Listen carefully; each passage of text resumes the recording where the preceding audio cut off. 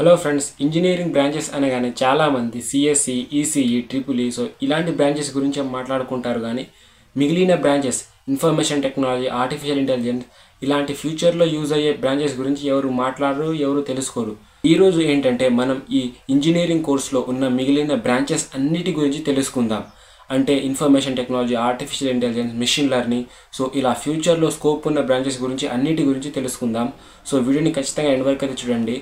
Engineering branch అనే కాకుండా మన ఫార్మసీ, అగ్రికల్చర్లో ఉన్న బ్రాంచెస్ గురించి కూడా తెలుసుకుందాం. వీడియోని ఖచ్చితంగా ఎండ్ వరకు అయితే చూడండి. అండ్ మీ ఫ్రెండ్స్ సర్కిల్లో ఎవరైనా వెబ్సైట్ ఎగ్జామ్ రాసి ఇంజనీరింగ్ చేద్దామనుకుంటే వాళ్ళకి ఈ వీడియోని షేర్ చేయండి.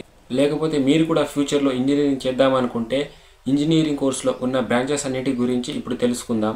వెబ్సైట్ ఎగ్జామ్ క్వాలిఫై అయ్యి ఇంజనీరింగ్ చేద్దామనుకునే వాళ్ళకి ఈ ఇంజనీరింగ్ కోర్సులో ఉన్న బ్రాంచెస్ టోటల్ ఎన్ని ఉన్నాయో, అందులో దేనికి ఎక్కువ ప్రిఫరెన్స్ ఉంటుందో చాలా తక్కువ మందికి తెలిసి ఉంటుంది. అందరూ సెలెక్ట్ చేసుకున్న బ్రాంచ్ ఏంటంటే సిఎస్సి అని అంటారు. అండ్ మిగిలిన బ్రాంచెస్ గురించి ఎవరికి అసలు తెలీదు. ఈ వీడియోలో మనం ఆ బ్రాంచెస్ అన్నిటి గురించి తెలుసుకుందాం. ఫస్ట్ ఈ ఇంజనీరింగ్ కోర్సులో ఫస్ట్ బ్రాంచ్ ఏంటంటే CSC, computer science and engineering. దీన్ని చాలామంది ప్రిఫర్ చేసుకుంటారు. ఈ బ్రాంచ్లో ఏంటంటే మనకు కంప్యూటర్ గురించి, ప్రోగ్రామింగ్ లాంగ్వేజెస్, కోడింగ్ గురించి అండ్ వెబ్ అప్లికేషన్స్ ఎలా క్రియేట్ చేస్తారు, వీటన్నిటి గురించి ఈ కంప్యూటర్ సైన్స్ ఇంజనీరింగ్లో మనం నేర్చుకోవచ్చు. అంటే సిఎస్సి బ్రాంచ్లో మనం మెయిన్గా వీటి గురించి నేర్పిస్తారు. అండ్ నెక్స్ట్ బ్రాంచ్ వచ్చేసి ఈసీఈ. ఈసీఈ అంటే ఎలక్ట్రానిక్స్ అండ్ కమ్యూనికేషన్ ఇంజనీరింగ్. ఈ ఈసీఈ బ్రాంచ్లో ఏంటంటే మనకు ఎలక్ట్రానిక్స్, ఫర్ ఎగ్జాంపుల్కి మన మొబైల్ అండ్ మన స్మార్ట్ వాచెస్, ఇలాంటి ఎలక్ట్రానిక్ డివైజెస్ గురించి, అవి ఎలా పనిచేస్తాయి, అవి ఎలా వర్క్ చేస్తాయి, దాన్ని ఎలా క్రియేట్ చేస్తారు, ఇలాంటివన్నీ ఈ ఈసీఈ బ్రాంచ్లో నేర్పిస్తారు. అండ్ ఎలక్ట్రానిక్స్తోనే కాకుండా కమ్యూనికేషన్ అంటే మనం వాయిస్ కాల్స్ చేస్తాం కదా, ఫోన్స్ ఎలా మనం వాయిస్ కాల్ చేసేటప్పుడు అవి ఎలా వర్క్ అవుతుంది, మన వాయిస్ అవతల వ్యక్తికి ఎలా ట్రాన్స్ఫర్ అవుతుంది, ఇలాంటివన్నీ కూడా ఈ కమ్యూనికేషన్లో యూజ్ చేస్తారు. అంటే ఈ కమ్యూనికేషన్ గురించి నేర్పిస్తారు. అండ్ మనం మూవీస్లో కూడా పోలీస్ ఆఫీసర్స్ వాకీ టాకీస్ అని ఉంటాయి, అవి కూడా ఎలా వర్క్ అవుతాయి, వీటి గురించి కూడా ఈ ఈసీఈ బ్రాంచ్లో నేర్పిస్తారు. And next triple E, electrical and electronics engineering. ఇందులో మనం ఎలక్ట్రికల్స్ అంటే మన ఇంజన్స్ కావచ్చు, లేకపోతే ఏసీస్, రిఫ్రిజిరేటర్స్, ఇవి ఎలా వర్క్ అవుతాయి. అండ్ వీటితో పాటు ఎలక్ట్రానిక్స్, స్మార్ట్ వాచెస్, మొబైల్స్, ఇవి ఎలా వర్క్ అవుతాయి, ఈ రెండింటి గురించి ఈ ట్రిపుల్ ఈ బ్రాంచ్లో నేర్పిస్తారు. And next ME. ఎంఈ అంటే mechanical engineering.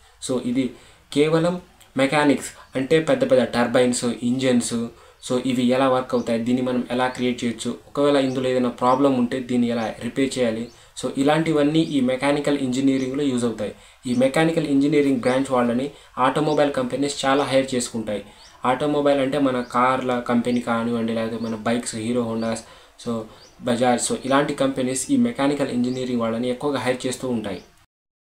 Next civil engineering గురించి చూస్తే, సివిల్ ఇంజనీరింగ్ మొత్తం కన్స్ట్రక్షన్ సైడ్ మాత్రమే ఉంటుంది.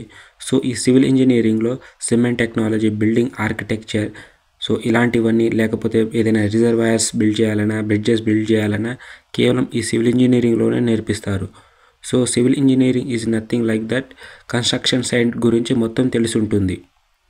And next AI and ML, artificial intelligence and machine learning. Present వరల్డ్లో ఈ రెండింటి మీదనే మొత్తం టెక్నాలజీ మొత్తం నడుస్తుంది, artificial intelligence and machine learning. మనం డైలీ లైఫ్లో కూడా చూస్తూనే ఉంటాం.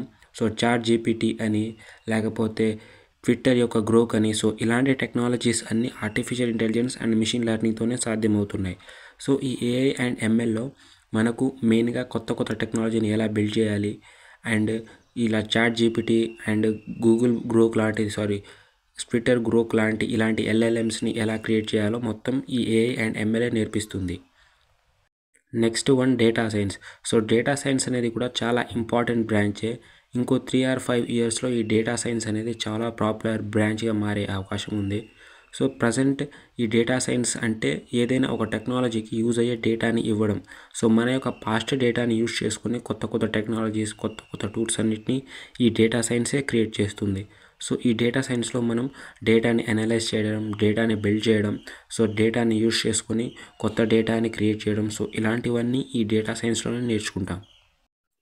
Next cyber security. Cyber security అంటే చాలామందికి ఇంట్రెస్ట్ ఉంటుంది. ఎందుకంటే దీంట్లో హ్యాకింగ్ గురించి ఉంటుంది కాబట్టి చాలామందికి ఇంట్రెస్ట్ అయితే ఉంటుంది. అలాంటి వాళ్ళకి సైబర్ సెక్యూరిటీ బ్రాంచ్ అనేది చాలా యూస్ఫుల్గా ఉంటుంది. సో ఈ సైబర్ సెక్యూరిటీ బ్రాంచ్లో మనకు మెయిన్గా ఒక నెట్వర్క్ని ఎలా ప్రొటెక్ట్ చేయాలి, ఒక నెట్వర్క్ని హ్యాక్ చేయాలంటే ఏ విధంగా హ్యాక్ చేయొచ్చు, సో టైప్ ఆఫ్ హ్యాకర్స్ గురించి అండ్ హ్యాక్ చేయడం లీగలా ఇల్లీగలా, ఎలాంటి ప్రూఫ్స్ అండ్ కాన్స్ ఉంటాయి, సో ఇలాంటివన్నీ ఈ సైబర్ సెక్యూరిటీలోనే ఉంటుంది. మెయిన్గా నెట్వర్కింగ్ అండ్ సెక్యూరిటీ, ఏదైనా ఒక ఆర్గనైజేషన్కి సెక్యూరిటీ ఇవ్వడం, సో ఇలాంటివన్నీ ఈ సైబర్ సెక్యూరిటీలోనే నేర్చుకుంటాం. సో నెక్స్ట్ వచ్చేసి క్లౌడ్ కంప్యూటింగ్. క్లౌడ్ కంప్యూటింగ్ అంటే ఏంటో చాలా తక్కువ మందికి తెలిసే ఛాన్స్ అయితే ఉంది, ఎందుకంటే దీని గురించి ఎక్కువగా ఎవరికి తెలియదు.